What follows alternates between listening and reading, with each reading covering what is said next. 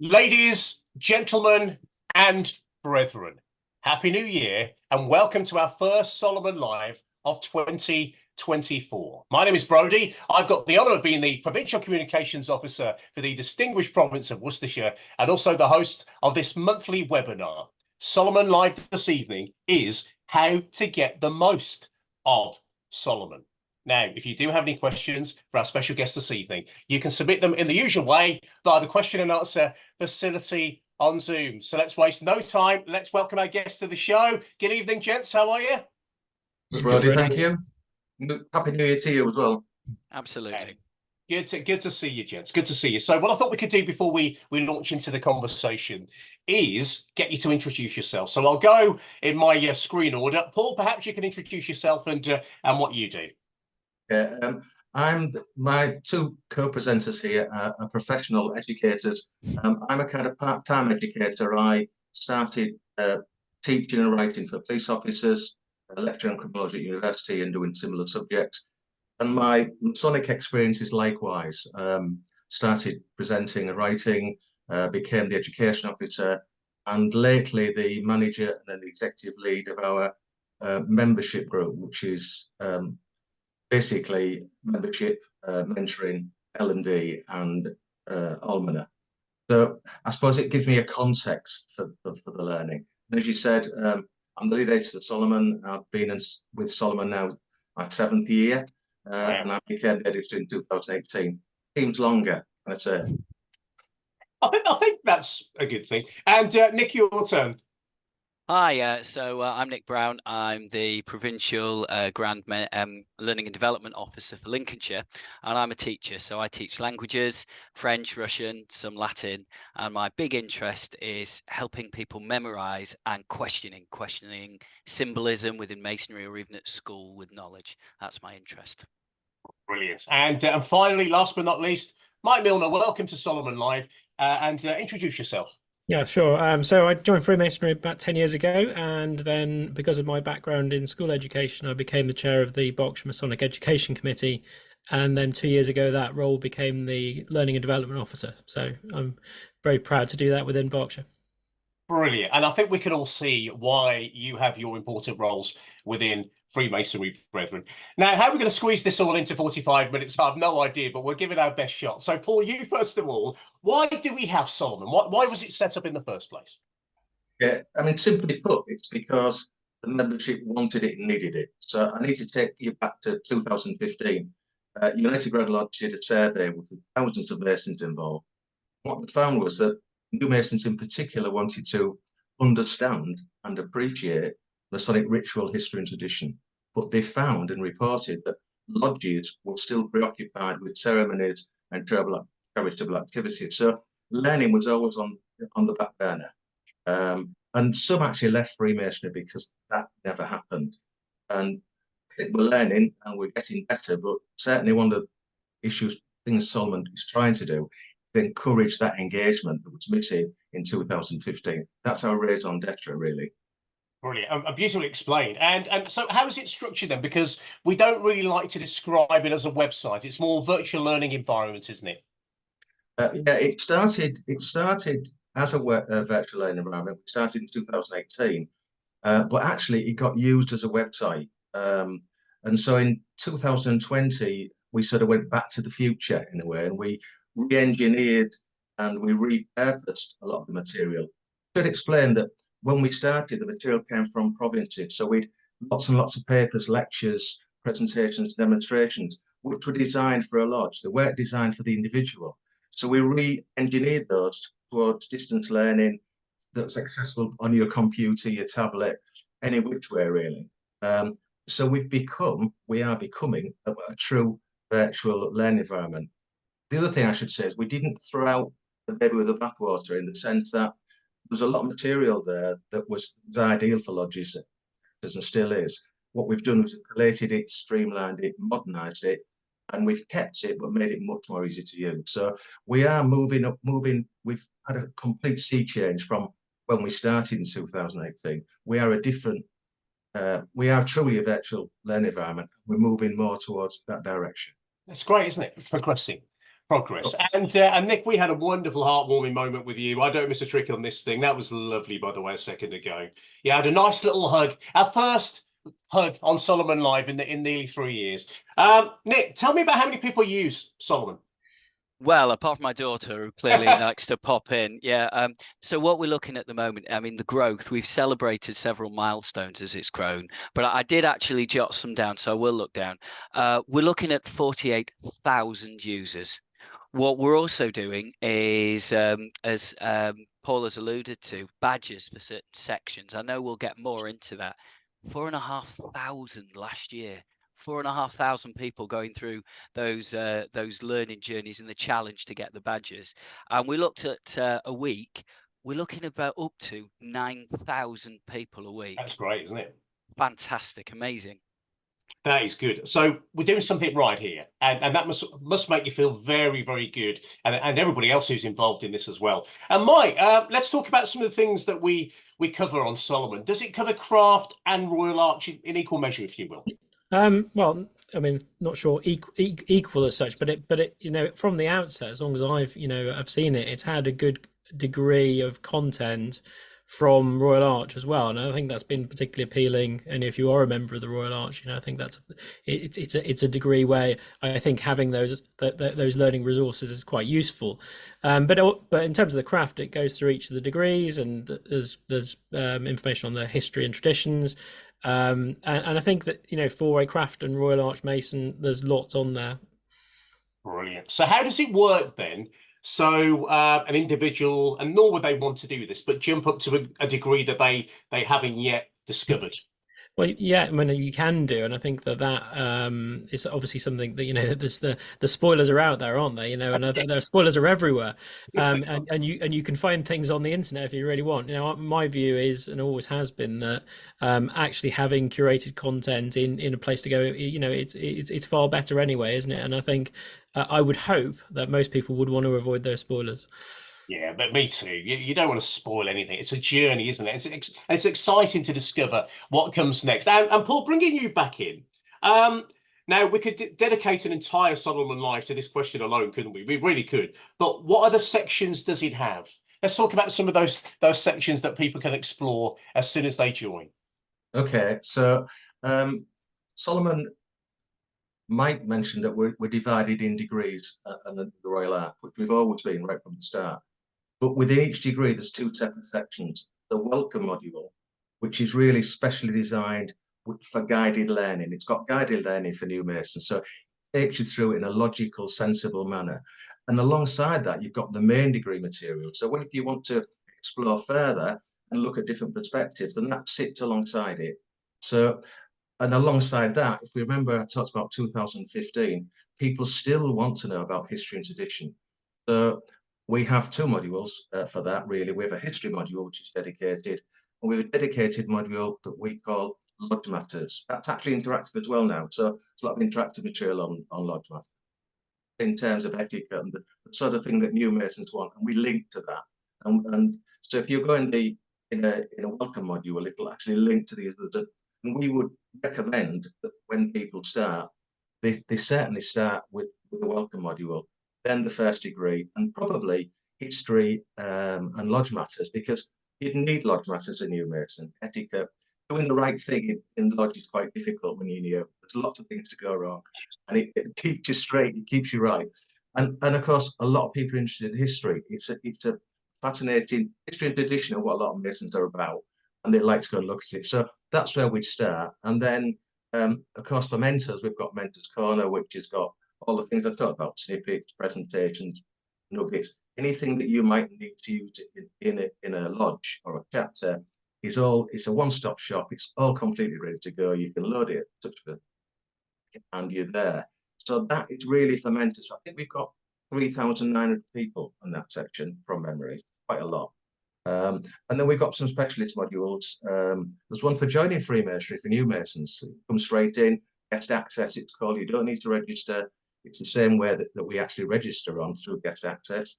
So there's joining Freemasonry, and then of course Solomon Live is on there. All the Solomon Live things that we've done so far are all there to be enjoyed again. So clearly the most important thing on there, Paul, isn't it? Yeah. Clearly the most important thing on there. And we've also got Fred and Charlie. You like a bit of kind of interactiveness and some sage advice. And Fred, they're called box sets. So we've got famous Masons, Fred and Charlie. So we've got those sort of things which people like to explore. It's a bit like we binge on the television, don't we, sometimes with a set of programs. Well, it's the same. Series one, you can see all your famous Masons all in one place. Makes it easier for those who like. Oh, fantastic, Paul. And as I alluded to, we could talk about this alone. We can bring our first question in, actually, and this is from David Piers. David, Happy New Year. Thank you for stopping by. He says, I'm shortly going into Mark Masonry. Are there any plans to extend Solomon to include modules on Mark and whilst we're on any other kind of orders? Do you want the short answer from me on that one? Yeah. Okay. Solomon exists because of United Grand Lodge of England. It funds us, it finances us, it resources us, it gives us staff. And we report to the communications group. You do. Yes, we have happy relations with the market and other orders. But at the end of the day, Solomon is really for the craft and the chapter and nothing else. I'm in the market, just rejoining again.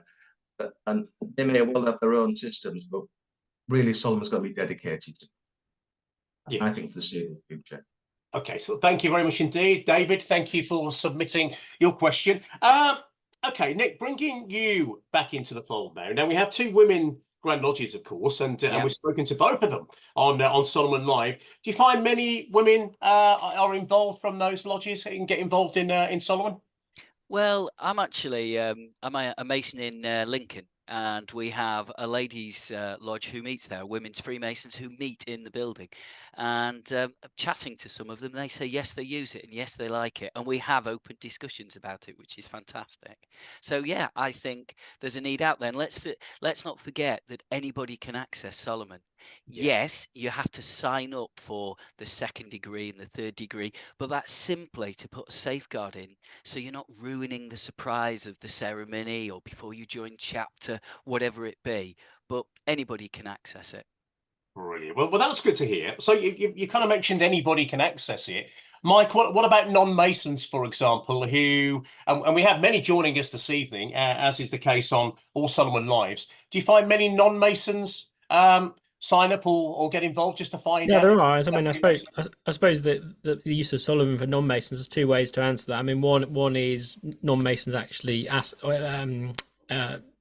joining and finding out material on there directly, and the second is material could be used in presentations to non-Masons to explain about Freemasonry. And on the first case, there's lots of people who aren't Freemasons who are very interested in Freemasonry, and they do their own personal research into it, and it's far better, isn't it, that they go to somewhere that's got really reliable information and great articles and so on, which have been curated, and I think there are some really good things for Freemasons to take off there to do open presentations to non-Masons, so to help explain about what Freemasonry is.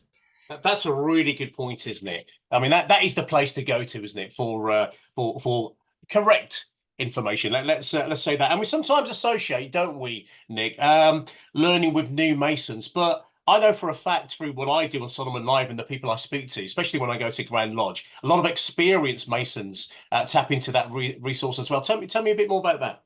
Well, we were talking about it just the other day. We did a presentation in a chapter, actually. I'm redoing it this Thursday in my province. Myself and a colleague wrote it based on a lot of Solomon material. When we did it, somebody asked the question. They just said, well, that's really interesting. I didn't know that. I've learned something new. I never thought about it like that. Well, I've been a Mason nearly 22 years. Going into Solomon, I'm finding new things all the time. And I welcome that. It's challenging the way you think, because it changes what you think about it. Yeah. So definitely something there for everyone. Oh, well, that's good to hear, isn't it? Because there's an old saying, isn't it? You're never too old to learn. And that certainly applies to Freemasonry. I don't think there's ever a meeting I go to when I haven't walked away learning something.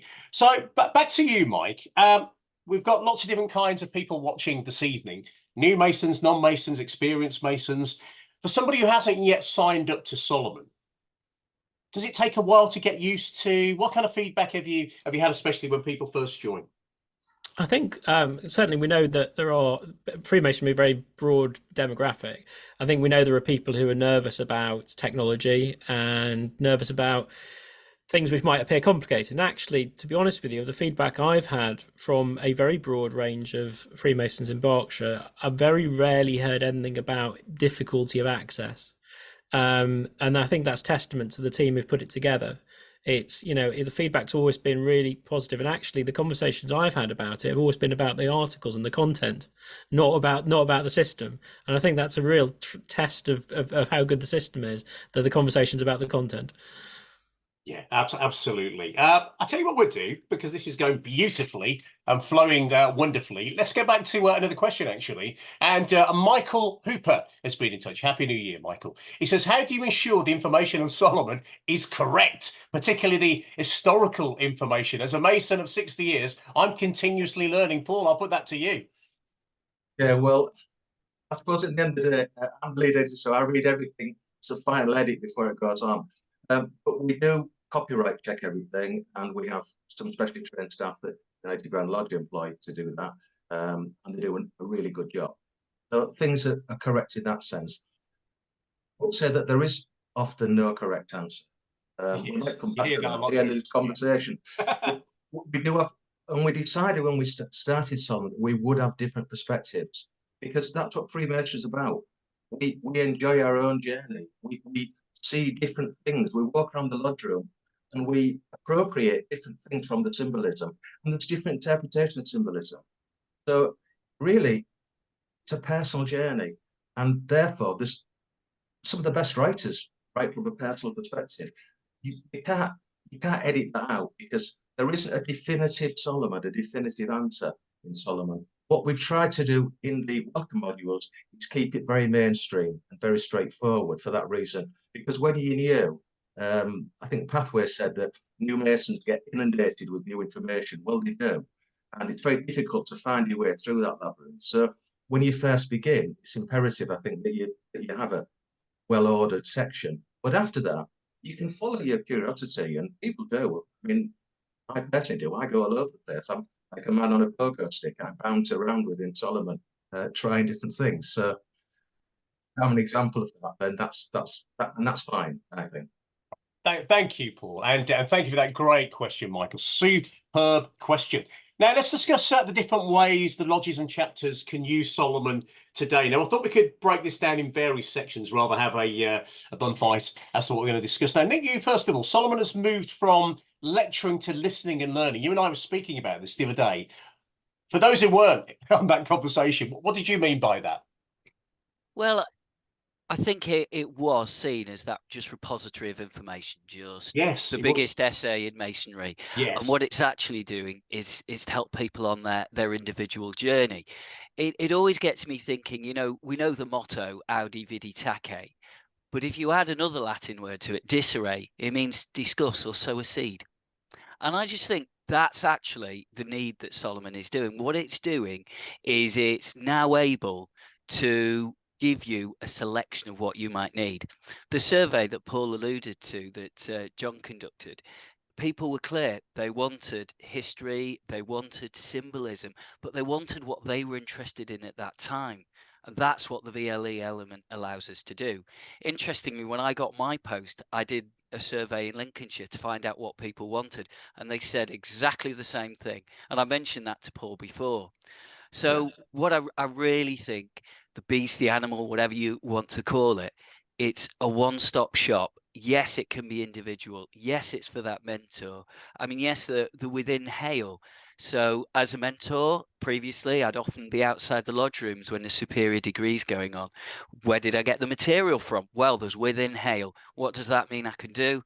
I can really talk something of quality with the people. So I know just another use of it, just to give you some ideas.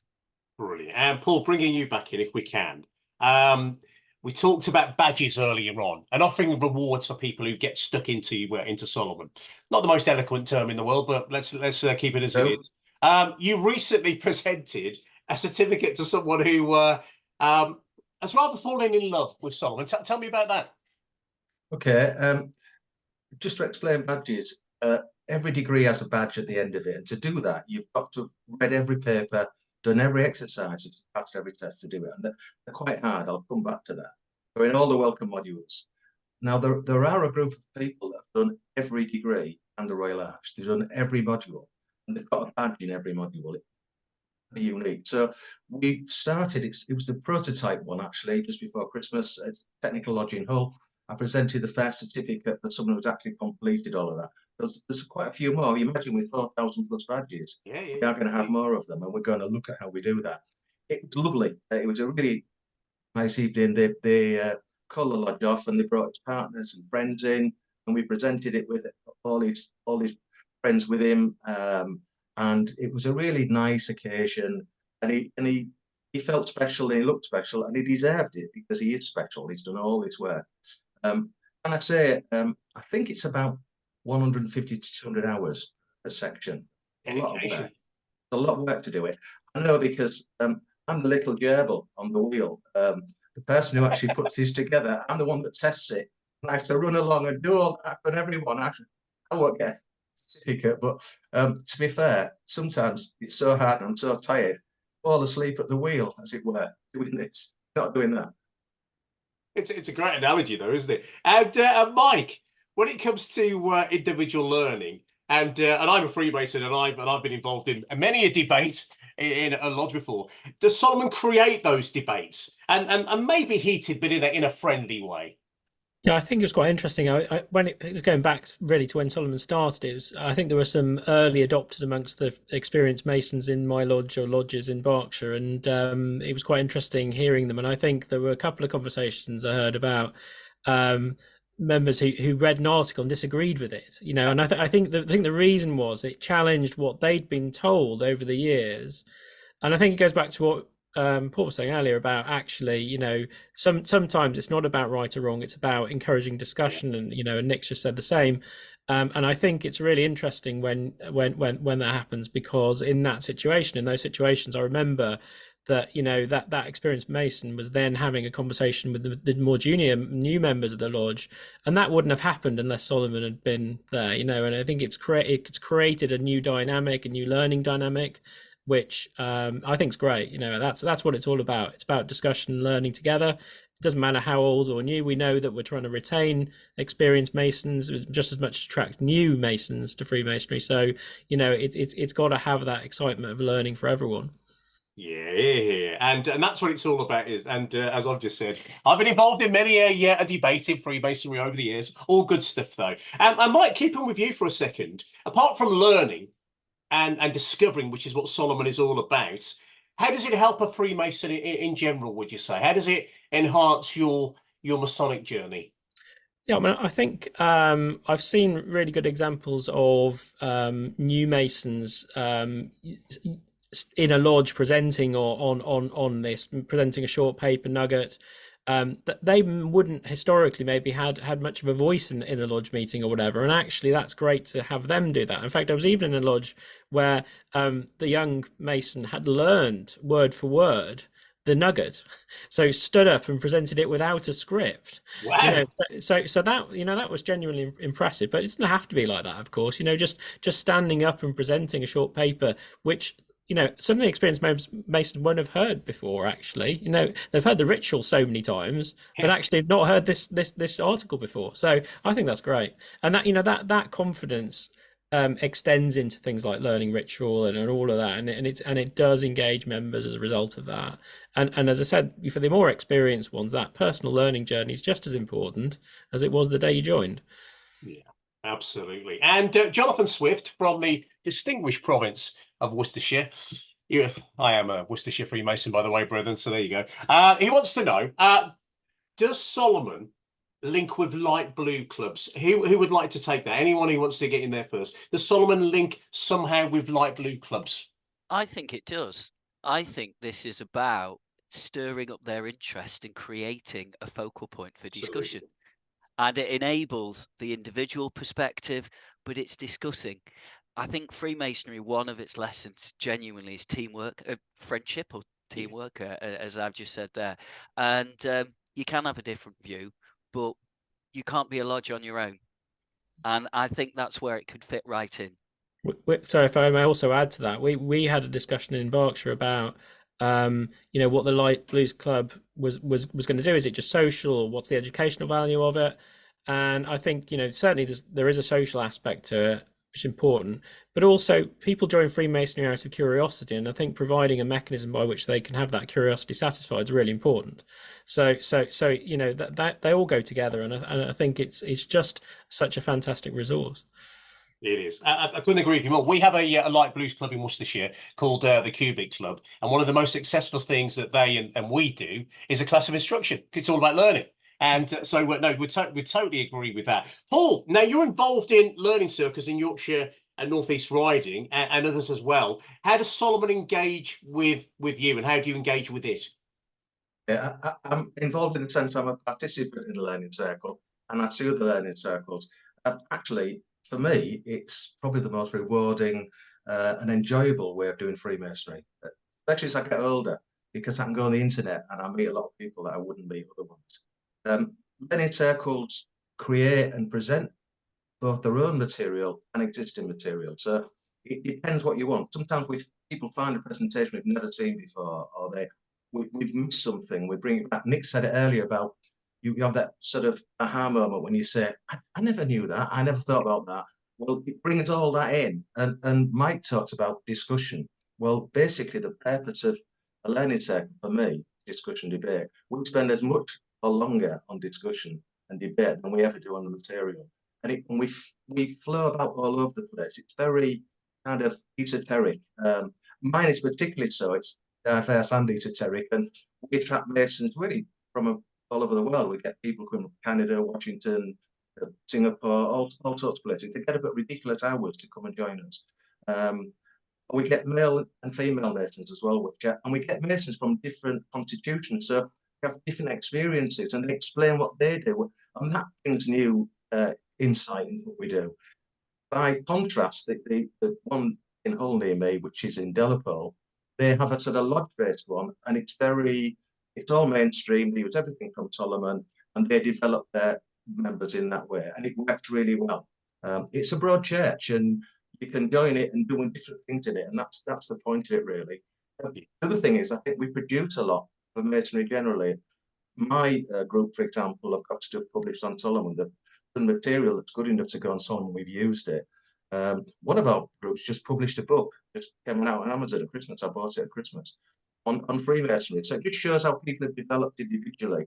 And of course, the person who started our Facebook group, started our learning circle as a Facebook group with some really good speakers, really thought-provoking speakers, Tony Harvey, Darren Desker, people that are really interesting, and they do challenge you and they debate with you and discuss things. I think T.S. Eliot said, people have the experience, but they don't have the meaning. When you discuss and debate, or when you teach something, you really get to the center of it. You really have to find its epic meaning, what's the core of it. So I suppose learning circles aren't for everyone, but for those with the thirst for knowledge, they're absolutely brilliant. I absolutely love it. I really do. Thank you, Paul. Thank you.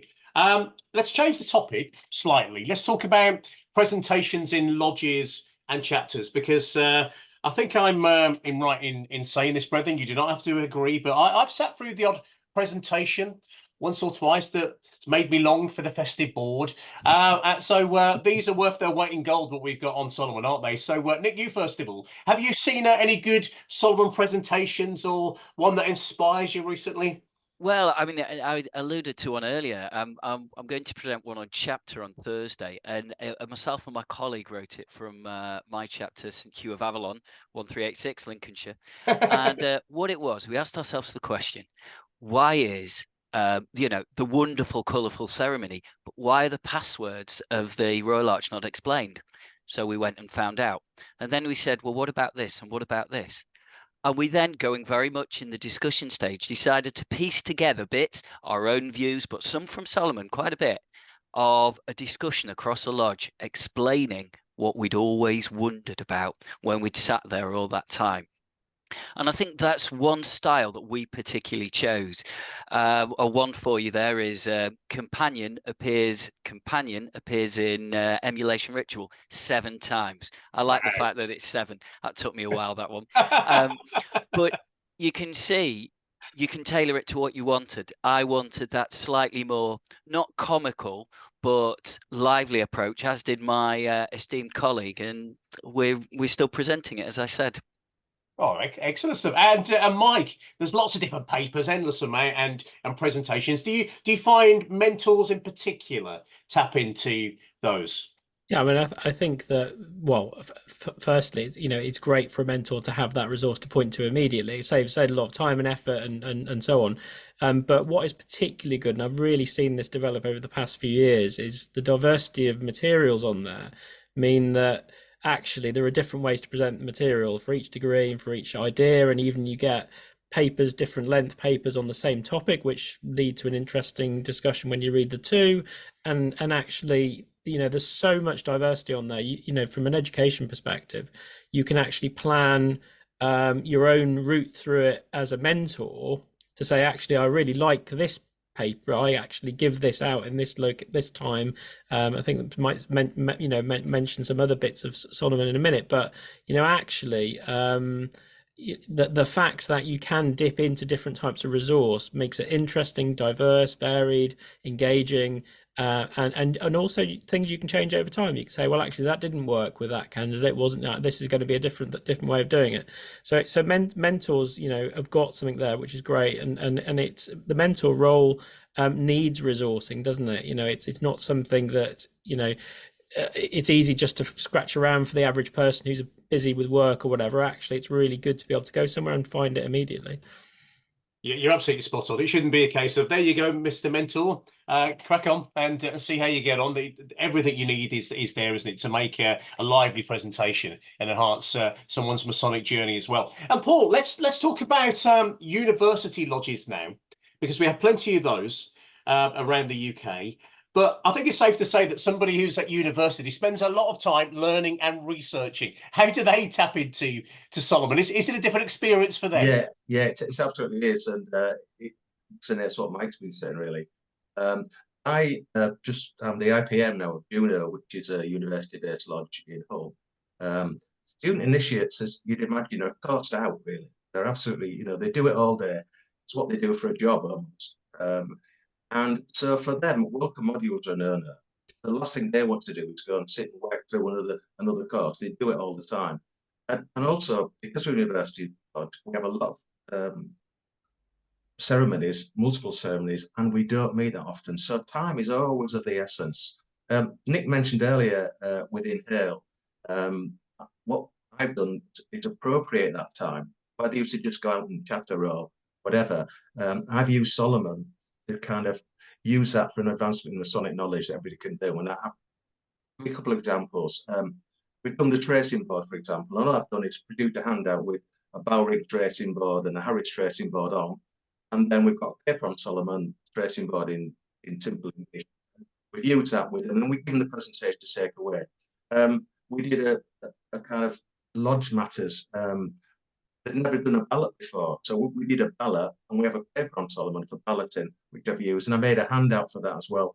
So you could take them back to the first ballots from the Trojan Wars and onward and see the importance of balloting. It really kind of makes it come alive. And we give them the paper, so maybe it'll just stimulate their interest to go and have a quick look and research things they're interested in. I mean, to be fair as well, with the University Lodge, we have to do things in Lodge that you wouldn't maybe do in some lodges. So we tend to extend the ceremony. We use snippets, we use nuggets, which they often present. So it increases their self-awareness and development, really. And we also do things like, we're a Humber Lodge, Humber Ritual, but we put a dramatic second degree tracing board and then our triple second the other week. It made it long, you've saved time in other places, and everybody really enjoyed that. And so we're trying to get that advancement within the lodge room, because they know they won't make that advancement on a module. And that's, I think you've got to do that all the time as a mentor. You've got to actually be aware of individuals, and you've got to find ways that work for them. Yeah. it's making the most of your opportunities, basically. Incidentally, we've put all those on Solomon now, so everybody else could use them. So, and it's yeah, not a one size fits all, which I it think we're doesn't. getting absolutely Absolutely doesn't. clearly from this conversation. We're all different and we all learn differently, and we're all involved in different things as well. Nick, back to you. Master Masons.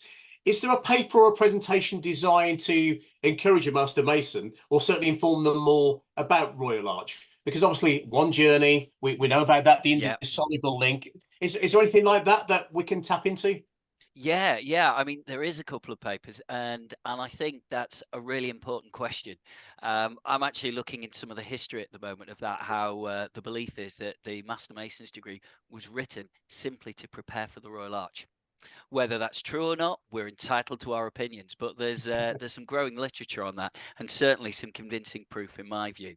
Yeah, so there's some material on there to ask the question. One piece I will mention is some ritual, which basically explains why that final step, when you're ready, could be is an essential part of your journey, but could really enhance what you think about the whole craft. So there's some things in there. We've also, in my province, again, the presentations not been the lecturing style, lecturing to listening. We've also presented to encourage people to consider the Master Mason's degree as the springboard into the Royal Arch, and some of those materials are on Solomon as well. And that's incredibly important, isn't it? Incredibly important with how we're embracing Freemasonry. So no, thank you for answering that, Nick. Paul's been in touch actually. Paul Levy. He says, "How successful has the joining Freemasonry section been thus far, brethren?" Whichever one wants to answer that question, feel free. So, how important or how successful has the joining Freemasonry section been so far? Does Paul mean discovering Freemasonry? Because that's at the beginning of Solomon as a best access. Yeah. Short answer is we don't know, because what happens is it's just another way of getting into Freemasonry. There's a good video on there. It's FAQs. There's quite a lot of things to help someone who's a potential Mason to help make up the mind. But it's guest access, so they're not actually breaking into the material that might spoil their Masonic experience later. What it does do is it then connects them back to the United Grand Lodge website. And from that, it connects to the province, and they'll get a membership officer, and they're on the way. So that's what happens. I did an open kitchen at Christmas in Beverley. A guy came off the street and said, "I've done this, how do I do it? I've seen it on Solomon, but I don't know where to go." So I just gave him the UDLA website, and off he'll go. He'll come back and find a lodge. We'll help him find a lodge. So we know it works. It was designed with United Grand Lodge in agreement. We actually, it fits the website. Everything fits together. It's well connected, and we connect well to them. So we don't know. We don't see the outcome, unfortunately. The province sees the outcome, but we don't. But we know people are doing it for sure, because we see people going on it. So that's we can see the visit, but we don't know what happens at the end of it. Okay. They enjoy the film. We hope they did. Yeah. Paul, thank you. Hopefully that's answered your question. Thank you for getting in touch, and indeed everybody else who's chipped in with our show tonight. Now, we've spoken about presentations within the lodge itself. What about presentations for perhaps white table evenings, when we invite our partners, or maybe events where we're trying to encourage new members to the fraternity? Nick, papers for non-Masons, are there many of those? Have you seen it? Yeah, there certainly is. There certainly is that wealth. I mean, it is about joining. It is about striking that balance. There is a section dedicated to this, to inform people without ruining the surprise, because we all remember that wonderful first night. Nobody quite remembers everything that went on, but we know it was special. We don't want to take that away from people. But the wife certainly asks questions. I know mine does. And the point is that we need to be able to tell people this is a little bit about what we're about. So those resources are available. There are some in the joining Freemasonry section that are there for use, and I think they're well suited. Yeah. That's exactly what they're there to enhance as well, aren't they? Brethren, we haven't got much time left, actually. I can't believe how quickly time has gone. I say that at the end of every single Solomon, because it's absolutely true. It goes in the blink of an eye. So a couple more things that I want to ask you. We're going to get to future plans for Solomon in a second because it's here to stay. It's a great resource. Let's talk about the future rather than what's there already. But before we get to that, Paul, how can people register? I often mention it. No, I always mention it at the end of every Solomon Live. How can people register? And how can we take away any nervousness in the sense of joining? It's very simple. You can just pop onto Solomon using 2 links, really. Most provinces have Solomon kind of connector, solomon@ugile.org.uk. If you put that actually in any browser, you'll find it. If you put Solomon and UGLE in, you'll find it. It will actually take you there. And most people have a QR code, which is the easy way, and you just do your QR code and you're straight in. That takes you straight to guest access. When you get into guest access, there's Discover Freemasonry, which is what we've got on 2 minutes. And the other thing is getting started on Solomon. That's very, very simple. You simply tap into it. There are a number of quick questions. It takes about 3 or 4 minutes to do, maybe 5, depends on what you take to work out your password. Within 10 minutes, they've come back to you and you're registered with that password. You can then register on whatever you want to register on. So it's very quick, simple, easy process. And if you get stuck, people sometimes get stuck. We just send us a message and we'll help them to get sorted. It's quite straightforward, really it is. And Mike, do you find people are probably the people you meet in at lodge level? Do you find some people are a little bit nervous about joining? Perhaps they think Solomon is a little bit eyebrow for them. What do you think? Yeah, maybe. I think people's experience of education varies, right? So, actually, some people are a bit more nervous about taking an individualized step into learning, having been a long time since they've been at school or whatever, but actually, I think on the flip side, I think it's like the lockdown, the COVID made people a little bit more willing to do things online. We're doing this webinar, for example, and these technologies are a little bit more familiar, I think, and I think as a result of that, I think from where Solomon was born to where it is now, I think it's much more a way of working that people can engage with. Yeah, absolutely. And did you find, Paul, that a lot more people use Solomon during that COVID period? Because a lot of webinars, such as Solomon Live, were born out of COVID, weren't they? Did you find a lot more people tapping in? Yeah, my own lodge did 100 meetings on Zoom in the COVID period. And the person who did that is the person that runs our learning circle. So we're all learning. Not only were the lodge learning, but we were learning how to do it better. It taught us lots of lessons. It's a terrible source of those lessons, but there was benefits in terms of people's access to Freemasonry and using the internet. It's not a lesson we would like to learn again, given the circumstances, but it changed the way we think, for sure, I think. Yeah, I think you're right, and for a lot of people as well, that they turn to Solomon to keep that Masonic fire burning, didn't they? Absolutely.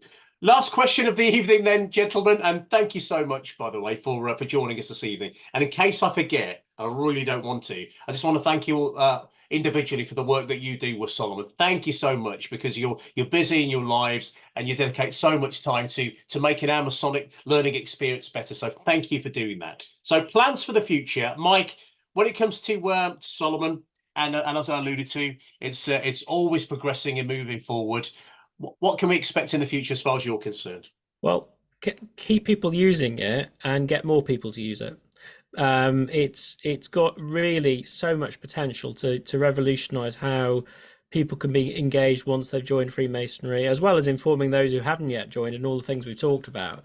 It's pretty evident from the new Masons that I've met who've used the kind of more onboarding kind of things that it's really kept them interested over those first few months. More people need to use it, more people need to access it, and lodges and chapters need to know what's in it so they can do that. Yeah, absolutely. And Nick, same question to you, plans for the future?